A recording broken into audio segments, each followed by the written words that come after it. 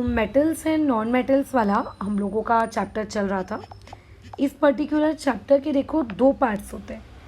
एक आपका ये वाला पार्ट जिसमें आप मेटल्स एंड नॉन मेटल्स की प्रॉपर्टीज़ पढ़ते हो, ठीक है, और उनके कुछ रिएक्शंस पढ़ते हो। ये होता है पार्ट जिसको हम लोग ऑलरेडी पढ़ चुके हैं। एक होता है दूसरा part metals and non metals के अंतर्गत जो आता है।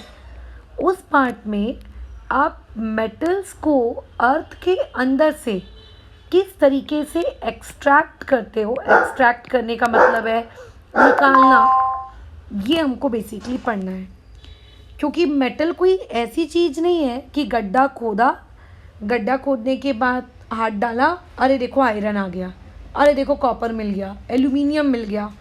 बहुत सारी देखो प्रोसेसेस होती हैं, बहुत सारी स्टेप्स होती हैं जिनकी वाया हमको मेटल को क्या करना पड़ता है, अर्थ के अंदर से निकालना रहता है। तो बेसिकली पूरी की पूरी जो साइंस है ना, जो पूरी की पूरी साइंस है बराबर, वो इस पर्टिकुलर काम पे के लिए डिवोटेड है। और जो साइंस या जिस सब्जेक्ट में हम लोग मेटल्स का या फिर किसी अदर चीज़ का एक्सट्रैक्शन पढ़ना सीखते हैं कि अगर आपको उस फलाना मेटल को अर्थ के क्रस्ट से, अर्थ के अंदर से निकालना है तो क्या प्रोसेस होगी, कौन सी वाली प्रोसेस हमारे लिए फ़ायदेमंद होगी, किस में कम पैसा लगेगा, कौन सी वाली प्रोसेस के लिए कौन से केमिकल्स लगेंगे, कौन एनवायरनमेंट को कम हानि पहुंचाएगी, है ना। ये जो पूरी की पूरी ब्रांच है केमिस्ट्री की, जिसके वाया आप सीखते हो कि अर्थ क्रस्ट से मेटल्स को एक्सट्रैक्ट करना, ठीक है, प्रॉफिटेबली। ऑब्वियस है कि ऐसा कोई काम कोई भी करना पसंद नहीं करेगा जिसमें मान लेते करोड़ों लाखों रुपए लग गए और रिटर्न में आए हज़ारों रुपए, तो लॉस हो गया ना एक तरीके का। तो प्रॉफिटेबली आपको उसे एक्सट्रैक्ट करना है और इस एक्सट्रैक्शन की प्रोसेस को इस तरीके से रखना है कि ये एनवायरमेंटली क्या होना चाहिए, फ्रेंडली होना चाहिए, ठीक है। ऐसा कुछ नहीं निकलना चाहिए इस प्रोसेस के दौरान, या इस प्रोसेस के दौरान कोई ऐसी स्टेप नहीं होनी चाहिए जिसकी वजह से एयर पोल्यूशन, वाटर पोल्यूशन या सॉइल पोल्यूशन या किसी भी तरह का एनवायरनमेंट को डैमेज हो रहा हो। अगर हो रहा है तो उस डैमेज को कम करने का ऑल्टरनेटिव भी बताना पड़ेगा आपको। आप ऐसा नहीं कर सकते हाँ मैंने तो मेटल एक्सट्रैक्ट कर लिया, तुम देखते बैठो करके कि इसको आप क्या कैसे क्या करना है, वो नहीं कर सकते तुम, ठीक है। वो वाला काम नहीं कर सकते तुमको अगर ये फलानी चीज़ क्या करनी है बताओ, अगर इस फलाना चीज़ को एक्सट्रैक्ट करना है तो उसके जो एक्सट्रैक्शन की पूरी प्रोसेस है वो एकदम वेल डिफाइंड होनी चाहिए कि अगर किसी स्टेप में मान के चलते हैं कोई हार्मफुल गैस रिलीज़ हो रही है या कुछ भी हो रहा है, तो उस हार्मफुल गैस को हम लोग किस तरीके से, ठीक है, ख़त्म कर सकते हैं, या फिर उस हार्मफुल गैस से हम कुछ क्या कहते हैं यूज़फुल प्रोडक्ट बना सकते हैं। ऐसा होता है, मैं पढ़ाऊँगी अभी इस चैप्टर में आगे तुम लोगों को कुछ चीज़ें। ऐसा होता है, आप कुछ हार्मफुल चीज़ों को यूज़फुल चीज़ों में कन्वर्ट कर सकते हो। तो ये जो पूरी की पूरी साइंस है जो इस काम में डील करती है, ये पूरी की पूरी science is basically known as metallurgy. इस पूरी साइंस को हम लोग क्या कहते हैं, मेटलर्जी कहते हैं। मेटलर्जी पूरा का पूरा एक इंजीनियरिंग का क्या होता है, ब्रांच होती है। पता है, जिस ब्रांच में आप ये पढ़ते हो, जिस ब्रांच में आप ये सीखते हो, ठीक है, कि किस तरीके से आपको वो फलानी चीज़, वो मेटल अर्थ के अंदर से क्या करना है, एक्सट्रैक्ट करना है। ये पूरी की पूरी एक प्रोसेस है जिसको देखा जाता है, जिसको किया जाता है, जिसको सीखा जाता है, राइट। ये पूरी की पूरी एक प्रोसेस है। अब इस मेटलर्जी की प्रोसेस में बहुत सारी स्टेप्स होती हैं, बहुत सारी स्टेप्स। उन स्टेप्स में तो खैर आज की क्लास में मैं एंट्री नहीं ले रही हूँ। आज की क्लास में हम मेटलर्जी का कुछ इंट्रोडक्शन वाला पार्ट पढ़ेंगे, ठीक है। तो उन सारी स्टेप्स में से सबसे पहला पार्ट हमको ये समझना है, ये सीखना है कुछ 3 वर्ड्स के मतलब। पहले वर्ड का मतलब होता है मिनरल्स, राइट। अच्छा, दूसरे वर्ड का मतलब होता है ओर्स, और जो तीसरा वर्ड है इसका मतलब होता है गैंग्री। अब देखो कई लोग इसको गैंग्वी बोलते हैं, कई लोग इसको गेंज भी बोलते हैं, जैसे मेरे मुंह से ज़्यादातर आप गेंज वर्ड सुनोगे। खैर प्रोनाउंसिएशन आप गूगल के वॉइस नोट्स या गूगल के कमांड के थ्रू भी सुन सकते हो कि अच्छा इसको क्या बोला जाता है, हम मीनिंग समझ लेते हैं। ठीक है, चलो मीनिंग को समझने की कोशिश करते हैं। अगर मान लेते हैं अभी आपने अपने घर के पास मान के चलो एक गड्ढा खोदना शुरू किया। जब आप उस गड्ढे को खोद रहे हो, उस गड्ढे के अंदर से बोलो क्या होगा, उस गड्ढे के अंदर से कुछ मान लेते हैं पत्थर निकलेंगे, कुछ कंकड़ निकलेंगे, ऐसा कुछ होगा। ये बात तो मानते हो ना कि गड्ढे के अंदर से कुछ तो निकलेगा भाई बाहर। अगर मान लेते हैं गड्ढे के अंदर से एक पत्थर निकला, let's say this is my पत्थर, मान के चलो कि ये हमारे पास कोई एक पत्थर है। क्या ये पत्थर इतना ज़्यादा नीट एंड क्लीन आपको दिखेगा क्या? ऑब्वियसली मैडम इतना ज़्यादा नीट एंड क्लीन तो नहीं दिखेगा। क्यों? क्योंकि वो पर्टिकुलर पत्थर आपका कहाँ है, ज़मीन के अंदर दबा था। अगर वो ज़मीन के अंदर दबा था तो इसमें क्या होगा बताओ? ऐसे केस में मैडम वो मिट्टी लगी हुई होगी, है ना, हो सकता है क्या क्या चीज़ें लगी हो सकती हैं, कोई उसके साथ मतलब गंदगी लगी होगी, जैसे मिट्टी लगी हुई हो सकती है, हाँ रेत सैंड चिपकी हुई हो सकती है, कोई बालों का गुच्छा हो सकता है, लीव्स हो सकती हैं, किसी भी प्रकार की गंदगी हो सकती है, इम्प्यूरिटी, बराबर। इसको हम लोग क्या कहते हैं, ये कोई गंदगी हो सकती है, राइट, बराबर, कोई गंदगी हो सकती है। इसके अलावा एक और वर्ड पे मेरा फोकस करना, ये तो वो गंदगी है, ठीक है, जो हम लोग अपनी डे टू डे लाइफ में बात करते हैं। जैसे अगर आप मार्केट से चावल खरीदने जाओ तो चावल को बनाने से पहले आप क्या करते हो, उसको बीनते हो, कहीं उसमें कोई कंकड़ तो नहीं है, कहीं उसमें कोई पत्थर तो नहीं है, क्योंकि कंकड़ पत्थर इज़ बेसिकली अ गंदगी फॉर अस। Y madam? क्योंकि कंकड़ पत्थर तो हम खाएंगे नहीं ना, देयरफॉर वो हमारे लिए क्या है बताओ, गंदगी है। तो ये तो वो बेसिक गंदगी हुई जिनकी बातचीत रोज डे टू डे लाइफ में हम लोग करते ही करते हैं। बट मेटलर्जी की भाषा में अगर मैं बातचीत करूं तो मेटलर्जी की भाषा में जब आप अर्थ के अंदर से कुछ एक्सट्रैक्ट करते हो, लेट्स से उसके अंदर से एक्सट्रैक्ट करने के लिए आपको मान लेते हैं 80% आयरन मिल रहा है। मान लेते हैं जो आपने अर्थ के अंदर से टुकड़ा निकाला उसके अंदर 80% आयरन है, तो मैडम बाकी के 20% क्या है? अरे होगा यार, 20% कुछ ना कुछ अदर चीज़ें होंगी। हो सकता है 20% कुछ दूसरा मेटल हो सकता है कोई तीसरा मेटल हो सकता है कोई चौथा मेटल हो सकता है ये सॉइल हो, सैंड हो, या कोई दूसरी इम्प्यूरिटी हो, राइट। क्या बात समझ में आ रही है? तो ऐसे में ये जो 80% आयरन है जो कि उसमें सबसे ज़्यादा अमाउंट में पाया जा रहा है, ये बेसिकली हमारे लिए क्या है, वैल्यूएबल है। ये बेसिकली हमारे लिए क्या है, वैल्यूएबल है, ठीक है। ये हमारे लिए क्या है, बेसिकली वैल्यूएबल, क्योंकि इसी को हम लोग यूज़ करेंगे, इसी को हम लोग निकालेंगे और इसी चीज़ को हम लोग क्या करेंगे, आगे मार्केट में फिर बेचेंगे।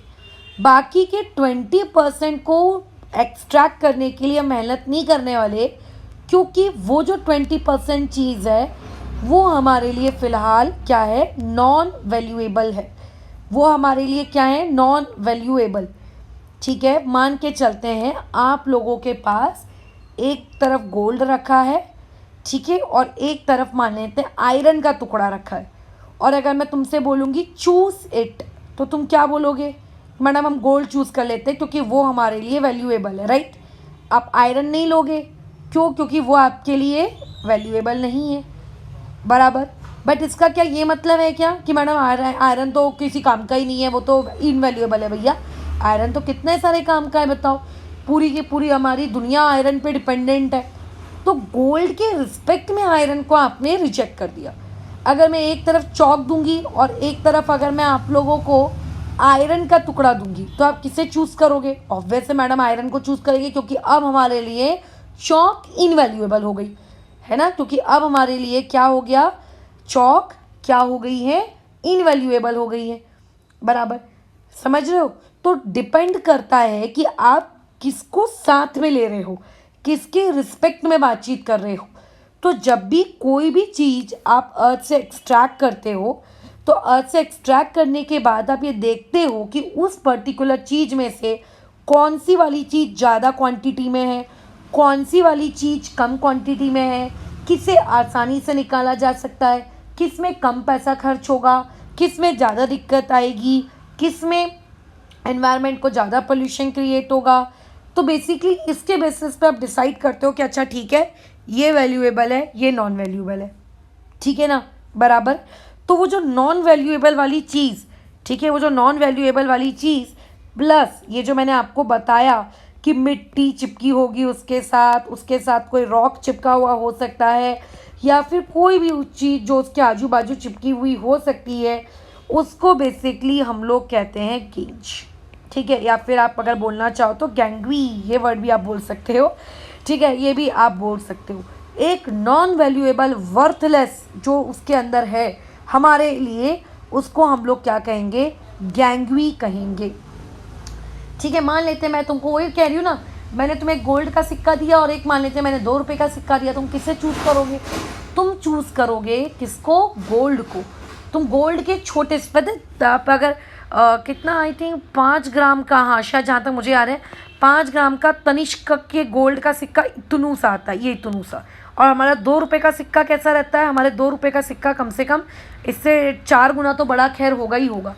तो अब फिर भी तुम किसको चूज़ करोगे, क्यों, वो 2 रुपये वाला क्योंकि बड़ा दिख रहा है, तो क्या 2 रुपये वाले को चूज़ कर लोगे, नहीं, तुम चूज़ करोगे वो गोल्ड वाले को, क्योंकि दोनों के रिस्पेक्ट में कौन ज़्यादा वैल्यूएबल है, दोनों के रिस्पेक्ट में कौन ज़्यादा वैल्यूएबल है, गोल्ड वाला आपका ज़्यादा वैल्यूएबल है।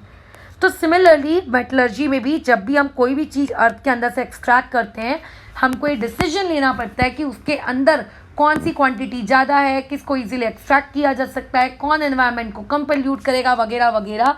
और उसके बेसिस पे हम लोग बोलते हैं कि अच्छा ठीक है भाई, तुमको हम एक्सट्रैक्ट करेंगे और तुम हमारे लिए वेस्टेज हो।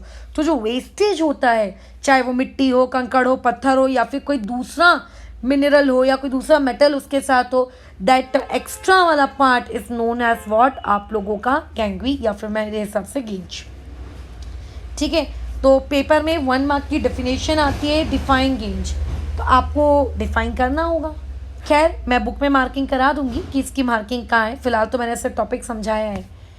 अब आते हैं हम लोग नेक्स्ट 2 टॉपिक्स में, that are minerals and ores. अब इनके बीच का डिफरेंस समझना बहुत ही ज़रूरी है कि किस चीज़ को मिनरल कहा जाता है और किस चीज़ को ओर कहा जाता है। फॉर एग्ज़ाम्पल, एक लड़का है राम, एक है श्याम और एक है लेट्स से घनश्याम, ठीक है, ये 3 लोग हैं। इन तीनों ने अर्थ को खोदा, अर्थ की खुदाई की, उसके अंदर से कुछ एक्सट्रैक्ट करके वो लेकर आए, ठीक है। लेट्स से ये राम लेकर आया ये वाला टुकड़ा, लेट्स से श्याम लेकर आया ये वाला टुकड़ा, लेट्स से घनश्याम लेकर आया ये वाला टुकड़ा।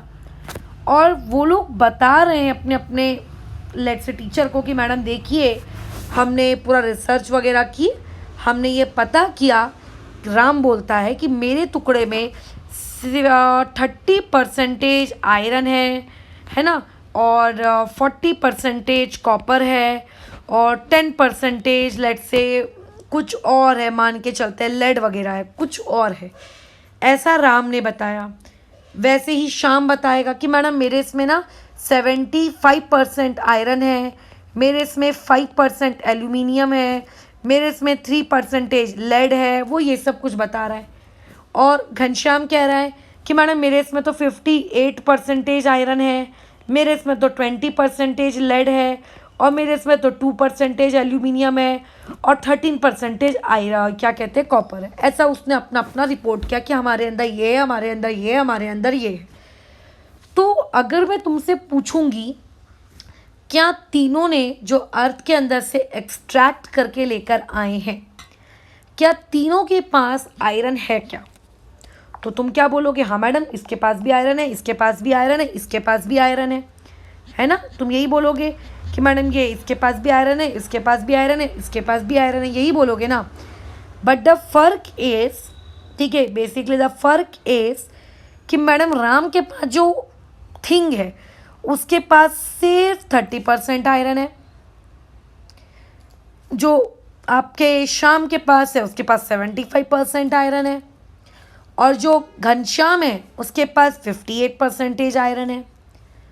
अगर तुम आयरन में इंटरेस्टेड हो, अगर तुम आयरन में इंटरेस्टेड हो तो तुम इन तीनों में से, अगर तुम आयरन में इंटरेस्टेड हो तो तुम इन तीनों में से तुम किसको चूज करोगे? राम के लाए हुए टुकड़े को, श्याम के लाए हुए टुकड़े को, कि घनश्याम के लाए हुए टुकड़े को? तीनों में से तुम किसको चूज करने वाले हो बताओ? तो ऑब्वियस है कि कोई भी यही बोलेगा कि मैडम हम लोग ना श्याम के टुकड़े को चूज कर लेते हैं, क्योंकि उसमें क्या है, आप लोगों का आयरन का कंटेंट, आयरन का कंटेंट क्या है, ज़्यादा है। ठीक है, आयरन का, क्योंकि उसमें क्या है, कंटेंट ज़्यादा है। वो घनश्याम के टुकड़े को चूज कर लेंगे क्योंकि उतने ही टुकड़े में उनको ज़्यादा आयरन मिल रहा है, और राम और घनश्याम वाले टुकड़े में उनको ज़्यादा आयरन नहीं मिल रहा। अच्छा सॉरी, किसके टुकड़े को चूज़ करेंगे? वो श्याम वाले टुकड़े को चूज़ कर लेंगे कि अच्छा ठीक है, जो श्याम बोल रहा है ये ले लेते हैं हम लोग करके, क्योंकि इसमें क्या है, ज़्यादा क्वांटिटी में आयरन मौजूद है। बराबर। इसके अलावा, ठीक है, मतलब ये इकलौता फैक्टर नहीं है जिस फैक्टर की वजह से वो श्याम वाले टुकड़े को चूज़ करेंगे, क्योंकि मैडम वहाँ पे उस पर्टिकुलर एलिमेंट की जो क्वांटिटी है वो क्वांटिटी ज़्यादा है, सिर्फ इसीलिए वो चूज़ नहीं करेंगे। वो इसीलिए भी चूज़ करेंगे, वो ये देखेंगे कि सबसे आसानी से ईज़िली कहाँ से एक्सट्रैक्शन हो पा रहा है। वो ये देखेंगे कि इनमें से सबसे आसानी से प्रॉफिट के साथ ज़्यादा क्वांटिटी में एक्सट्रैक्शन कहाँ से हो पा रहा है, वो ये देखेंगे। और साथ ही साथ में जो एनवायरमेंटली क्या होना चाहिए, फ्रेंडली भी होना चाहिए, वो ये देखेंगे। और उनको जो ये सारी क्वालिटीज़ जिस टुकड़े में दिखेगी वो उस टुकड़े को क्या करेंगे, उठाकर ले आएंगे। बस। तो आपने जो पत्थर धरती के अंदर से निकाला, तो उसमें से वो क्या देखकर उसको चूज़ करेंगे, वो देख के बोलेंगे कि अच्छा इसको चूज़ करेंगे, बाकियों को रिजेक्ट। तो मैडम बाकियों का क्या किया जाएगा? बाकियों को आयरन एक्सट्रैक्ट करने के लिए यूज़ नहीं कर सकते, बाकियों के अंदर से कुछ और एक्सट्रैक्ट कर लेंगे। जैसे देखो इसके अंदर कॉपर कितने परसेंटेज है, देखो इसके पास तो कॉपर ही नहीं है, और देखो इसके पास कॉपर कितने परसेंटेज है। तो राम वाले टुकड़े को वो कॉपर को एक्सट्रैक्ट करने के लिए निकाल लेंगे कि चलो ठीक है, इससे आयरन नहीं निकालते, इससे कॉपर निकाल लेते हैं, क्योंकि कॉपर में अपन को प्रॉफिट हो रहा है, आयरन में तो अपन को लॉस हो रहा है। वो ऐसा सोचेंगे। तो बेसिकली अगर आप कोई भी रॉक अगर अर्थ के क्रस्ट से निकालते हो, और निकालने के बाद उसके अंदर से आपको एलिमेंट मतलब मेटल निकालना पड़ता है, तो आप कौन से टुकड़े को चूज़ करोगे मेटल निकालने के लिए? एक बिजनेसमैन के तौर पे सोचो। ऑब्वियस है कि उससे जिससे आपको मैक्सिमम प्रॉफिट मिल रहा है ना। लेट्स से इसको भी 2 करोड़ लग रहे हैं, इसको भी 2 करोड़ लग रहे हैं, और इसको भी 2 करोड़ लग रहे हैं, बट राम के टुकड़े में से मिल रहा है मान लेते थोड़ा सा मेटल, और श्याम के टुकड़े से मिल रहा है बहुत ज़्यादा मेटल। तो कोई भी इंसान यही बोलेगा ना, यार फिर राम के टुकड़े पे क्यों पैसे लगाना, राइट। तो जो रॉक अर्थ के अंदर से निकाली जाती हैं, अलग अलग प्रकार की रॉक्स, उन अलग अलग प्रकार की रॉक्स के पास, सबके पास कोई ना कोई मेटल होता ही है। अगर मान लेते हैं आप आयरन की बात कर रहे हो, तो आप इसको भी मिनरल कहोगे आयरन का, आप इसको भी मिनरल कहोगे, आप इसको भी मिनरल कहोगे। कोई भी चीज़ जो अर्थ के अंदर से in the form of rock निकाली जाती है, कोई भी चीज़, ठीक है, कोई भी चीज़, ठीक है, कोई भी चीज़ जिसके अंदर कोई भी रॉक, ठीक है, कोई भी आपका रॉक, ठीक है, जो अर्थ के क्रस्ट के अंदर से निकाला जाता है, अर्थ क्रस्ट के अंदर से निकाला जाता है, ठीक है, अर्थ क्रस्ट के अंदर से निकाला जाता है, और जिसके अंदर मेटल होता है, ठीक है, और जिसके अंदर क्या होता है, मेटल होता है, कम हो ज़्यादा हो ये मत सोचना, ठीक है, और जिसके अंदर मेटल होता है, ठीक है, उन सभी को हम लोग क्या कहते हैं, मिनरल्स कहते हैं, ठीक है, और जिसके अंदर मेटल होता है उसको हम लोग क्या कहते हैं, मिनरल्स कहते हैं। क्या कहते हैं उसको, मिनरल्स। तो मिनरल्स क्या है, क्या ये बात समझ में आई? मिनरल्स क्या है, क्या ये बात समझ में आई? बिल्कुल मैडम, ये बात समझ में आ गई कि मिनरल्स क्या होते हैं। तो आपको जो राम ने लाके टुकड़ा दिया, आप उस टुकड़े को आयरन का मिनरल कहोगे। क्यों? क्योंकि उसके अंदर आयरन है। जो टुकड़ा श्याम और घनश्याम ने लाके दिया, आप उसको भी मिनरल कहोगे आयरन का, क्योंकि उसके अंदर भी आयरन है। बट उनमें से आप यूज किसको करने वाले हो आगे? वो तो उनमें से सिर्फ श्याम के टुकड़े को यूज करेंगे, क्योंकि प्रॉफिट मैक्सिमम वहीं पर है। तो बेसिकली मिनरल्स में से आप ये चूज करते हो यार कि किस मिनरल को यूज करने पर, ठीक है, किस मिनरल को यूज करने पर उसके अंदर से, ठीक है, उसके अंदर से मैक्सिमम प्रॉफिट के साथ क्या किया जा सकता है, आप लोगों का मेटल, मैक्सिमम प्रॉफिट के साथ मेटल निकाला जा सकता है। आप वो सोचते हो, ठीक है, किसके साथ मैक्सिमम प्रॉफिट के साथ मेटल निकाला जा सकता है, और जिस मिनरल के अंदर से मैक्सिमम प्रॉफिट के साथ मेटल को निकाला जा सकता होगा, उसी मिनरल को हम लोग नाम दे देते हैं ओर। उसी को हम लोग क्या नाम दे देते हैं? ओर्स। कि अच्छा ठीक है करके ये हमारा क्या बनेगा? ओर बनेगा। ये हमारा कौन होगा? ओर होगा।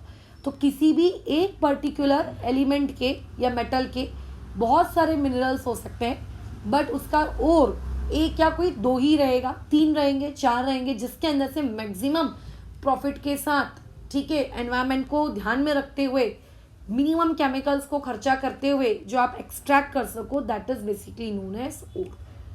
अब मान के चलते हैं तुम्हारे पास ओर आ गया, जैसे अभी आप इसी चैप्टर में आगे पढ़ोगे, जो आपका आयरन होता है ना, आयरन नामक चीज़ का ओर होता है, आयरन के ओर का नाम होता है हेमेटाइट, ठीक है। आप इस चैप्टर में आगे पढ़ोगे, आप इसी चैप्टर में पढ़ोगे कि जो एल्यूमिनियम नामक मेटल होता है, इसके ओर का नाम होता है बॉक्साइट।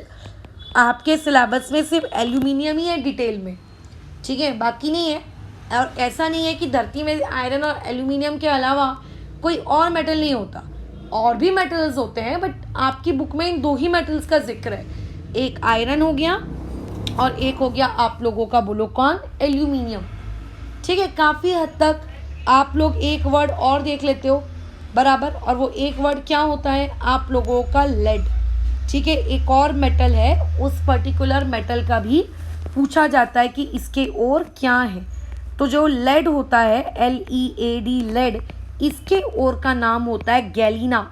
बड़ा ही प्यारा नाम है, ठीक है। इसके ओर का नाम क्या होता है? गैलीना, ठीक है। इसके ओर का नाम क्या होता है? गैलीना। तो ओर अब आपके हाथ में आ गया। अब मान लेते हैं आपने धरती खोदी, धरती खोद के आपने ओर निकाल लिया। अब इस ओर का करोगे क्या? क्या यही ओर हमारा मेटल है?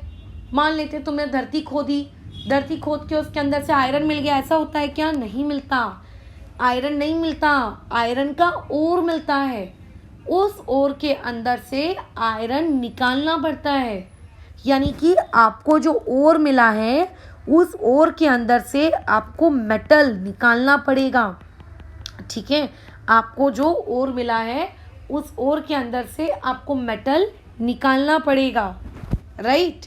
अब जैसे बैनियन ट्री जो होता है, ठीक है, उसको हम लोग यूजुअली कहते हैं कि उससे रबर प्रोड्यूस हम करते हैं। बैनियन ट्री से एक वाइट कलर का लिक्विड निकलता है, बराबर। उस लिक्विड से हम लोग रबर बनाते हैं, इरेजर या फिर कोई दूसरा प्रोडक्ट रबर का। लेकिन इसका ये मतलब तो नहीं है ना कि वो जो बरगद का पेड़ है, जो बैनियन ट्री है, वो डायरेक्ट अपने पेड़ से रबर टपकाती है और अपन जाके रबर कलेक्ट कर लेते हैं और उसी रबर को मार्केट में नटराज रबर करके बेचते हैं। ऐसा होता है क्या? नहीं। उसके अंदर से वो वाइट कलर का लिक्विड कलेक्ट किया जाता है, उसको प्रोसेस किया जाता है, उसको फिर कन्वर्ट किया जाता है रबर के फॉर्म में, राइट। पहले से नहीं होता है वो। तो ऐसे में जो आप लोगों के पास ओर होता है, ये ओर आपको मिल गया, इट डजंट मीन्स कि आपको मेटल भी मिल गया। ओर के अंदर से अगर आपको मेटल निकालना है, तो मेटल को निकालने के लिए बहुत सारी स्टेप्स होती हैं, अलग अलग स्टेप्स करनी पड़ती है। अलग अलग स्टेप्स करने के बाद आपको मेटल मिलता है। और एक बार अगर मेटल मिल जाता है और अगर आपको ये लगता है कि चलो चलो इस मेटल को मार्केट में बेच देते हैं, तो भी नहीं होता है। क्या होता है, ये जो मेटल आप लोगों को मिलता है, ये मेटल अभी भी पूरी तरीके से प्योर नहीं होता, ठीक है, बराबर ये मेटल प्योर नहीं होता। इस प्योर को मतलब ये मेटल बहुत हद तक तो प्योर होता है क्योंकि बहुत सारी गंदगी हम इसके अंदर से हटा देते हैं, बट स्टिल ये अभी कम्प्लीटली 100% या 99% ये अभी अच्छा नहीं होता है। इसके अंदर अभी भी कुछ ना कुछ इम्प्योरिटीज़ होती हैं। तो इस पर्टिकुलर मेटल की नेक्स्ट स्टेप होती है मेटल को, मिले हुए मेटल को रिफाइन करना, ठीक है। इंडिया में अलग अलग रिफाइनरीज हैं मेटल्स की। एक ही रिफाइनरी में सारा काम हो जाता है ऐसा नहीं होता है। आयरन की अलग होगी, कॉपर की अलग होगी, लेड की अलग होगी, एल्यूमिनियम की अलग होगी। इसका मतलब ओर निकालने वाला एक अलग स्टेप, ओर को निकालने के बाद उससे मेटल निकालना एक अलग स्टेप, मेटल के आने के बाद फिर उसको रिफाइन करना एक अलग स्टेप, और रिफाइन करने के बाद फिर उसको अलग अलग जगह पर अलग अलग फॉर्म्स में सेल किया जाता है। कोई लोहे का लेड से क्या बना लेता है, बड़ी बड़ी शीट्स बना लेता है, कोई उसकी रॉड्स बना लेता है, कहीं कोई कुछ, कहीं कोई कुछ, जिसको जिस तरीके से उसको यूज़ करना है फिर वो उसको वैसे यूज़ करता है, ठीक है, वो उसको वैसे यूज़ करता है। तो बेसिकली सबसे पहला काम क्या हुआ, सबसे पहला काम हुआ आपका एक्सट्रैक्शन, सबसे पहला काम, ठीक है। ओर का क्या करना, एक्सट्रैक्शन करना, क्योंकि वो जो ओर होता है वो हमारी धरती के अंदर होता है, तो अंदर से उसको निकालना, ये सबसे पहला काम।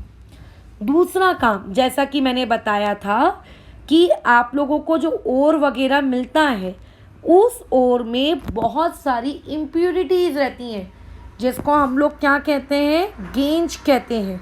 तो उस गेंज को बेसिकली क्या करना, रिमूव करना, ये होती है हमारी दूसरी स्टेप, ठीक है, जिसको आप कई टेक्स्ट बुक्स में ऐसा भी लिखा पाओगे, कंसंट्रेशन ऑफ ओर, ठीक है। मतलब गेंज को बेसिकली रिमूव करने को आप अपनी कई किताबों में ऐसा भी लिखा पाओगे, कंसंट्रेशन ऑफ ओर। मैं पढ़ाते वक्त इसको समझाऊंगी कि इसको कंसंट्रेशन ऑफ ओर क्यों कहा जाता है, ठीक है। बट रिमूविंग गेंज ये होती है हमारी सेकेंड स्टेप। और ऐसा नहीं होता है कि इसको झाड़ू पोछा लगा दिया, धो धुआ दिया और जो गेंज है वो निकल गई, ऐसा नहीं होता, ठीक है। जैसे अगर मान के चलते हैं आपको एक पत्थर मिला है धरती के अंदर से, उसके ऊपर मिट्टी लगी है, आपने क्या किया, उसको धो दिया पानी से, हो गया पत्थर साफ। अगर आप ऐसा सोच रहे हो कि गेंज को रिमूव करने का मतलब ऐसा होता है, तो ऐसा नहीं होता। कई इम्प्योरिटीज़ ऐसी होती हैं जो अंदर तक घुसी हुई होती हैं, अंदर तक मतलब केमिकली उसके साथ मिक्सड होती हैं, उनको निकालना पड़ता है। तो सिलेबस में आप लोगों को अलग अलग टाइप की प्रोसेसेस भी होती हैं, ठीक है, जिन प्रोसेसेस के वाया आप इस गेंज को रिमूव करते हो। डिपेंड कि आपके सिलेबस में है नहीं, आप कौन से स्टैंडर्ड में हो, क्लास 10 में मेटलर्जी पढ़ रहे हो कि क्लास 12 में मेटलर्जी पढ़ रहे हो, इस पर भी डिपेंड करता है। तो अगर मैं नॉर्मल क्लास 10 के स्टूडेंट के अकॉर्डिंग बात करूँ तो देयर आर वेरियस प्रोसेसेस। एक प्रोसेस को हम लोग ग्रेविटेशन मेथड, एक होती है ग्रेविटेशन मेथड, मतलब हम ग्रेविटी का इस्तेमाल करते हैं। होप सो ग्रेविटी क्या होती है सबको पता हो। ग्रेविटी का इस्तेमाल करते हैं और ग्रेविटी के इस्तेमाल से हम लोग हटाते हैं इम्प्योरिटी को। इसमें ग्रेविटेशन मेथड में भी फिर 2 मेथड्स होती हैं। इस ग्रेविटेशन मेथड में भी टोटल कितनी मेथड्स होती हैं, 2 मेथड्स होती हैं, वो हम पढ़ेंगे आगे आने वाली क्लासेस में। या फिर आप कई बार केमिकल्स का उपयोग करते हो जो ग्रेविटी की मदद से नहीं हट रहा है, आप सोचते हो कि केमिकल्स यूज़ करके इसको हटाते हैं, ठीक है। और इसको केमिस्ट्री की भाषा में बोला जाता है लीचिंग। इस वर्ड को हम लोग क्या कहते हैं, लीचिंग, केमिस्ट्री की भाषा में, कि जब भी किसी भी ओर के अंदर से इम्प्यूरिटी हटानी है with the help of chemicals, तो उस पर्टिकुलर प्रोसेस को क्या कहा जाता है, लीचिंग कहा जाता है। तीसरा तरीका भी एक और होता है, ठीक है, जिसमें आप क्या करते हो, बेसिकली मैग्नेटिक प्रॉपर्टीज़ का हेल्प लेते हो। जैसे मैंने क्या कहा, एक तरीका ऐसा होता है जिसमें आप ग्रेविटेशन की हेल्प लेते हो, एक तरफ एक तरीका ऐसा होता है जिसमें आप केमिकल्स की हेल्प लेते हो, तो एक तरीका ये भी होता है जिसमें आप किसकी हेल्प लेते हो, मैग्नेटिक प्रॉपर्टीज, मतलब वो बेसिकली चुंबक है ना, मैग्नेट, उसकी हेल्प लेते हो। So there are various methods, ठीक है, जिनको आप यूज करके एक ओर के अंदर से इम्प्यूरिटी हटा सकते हो। ठीक है, एक ओर के अंदर से क्या कर सकते हो, इम्प्यूरिटी हटा सकते हो। फिर मैडम लेकिन जब इम्प्यूरिटी हट जाएगी तो क्या हमको मेटल मिल जाएगा? नहीं मिलेगा। अर्थ के अंदर कभी भी मेटल आपको ऐसा अकेला नहीं मिलता, अरे मैं आयरन हूं मेरे को लेके जाओ।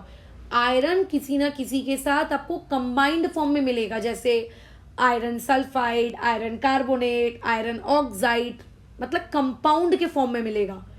तो अब हमारी जो तीसरी स्टेप होती है, वो तीसरी स्टेप बेसिकली ये होती है कि हम लोगों को जो ओर मिला है, उस ओर का मतलब है कंपाउंड। ठीक है, जैसे मैंने अभी क्या कहा, धरती के अंदर सिल्वर, गोल्ड और प्लेटिनम, इन तीनों को छोड़कर बाकी कोई भी एलिमेंट अकेला नहीं मिलता, हमेशा वो किसी ना किसी के साथ कंबाइंड फॉर्म में रहता है, जैसे iron sulphide, iron carbonate, iron oxide वगैरह वगैरह फॉर्म में।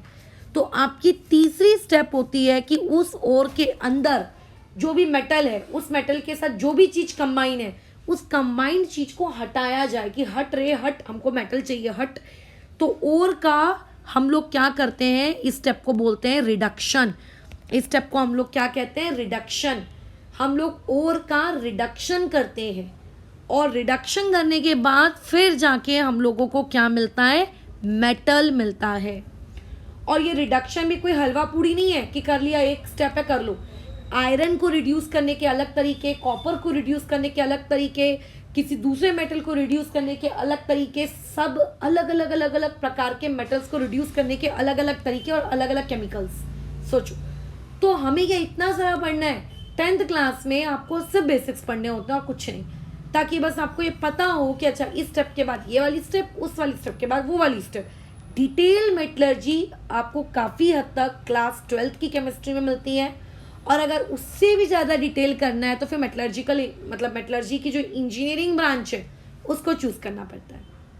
ठीक है, ऐसा रहता है हिसाब किताब। तो पहली स्टेप क्या हो गई, धरती के अंदर से ओर को एक्सट्रैक्ट करना।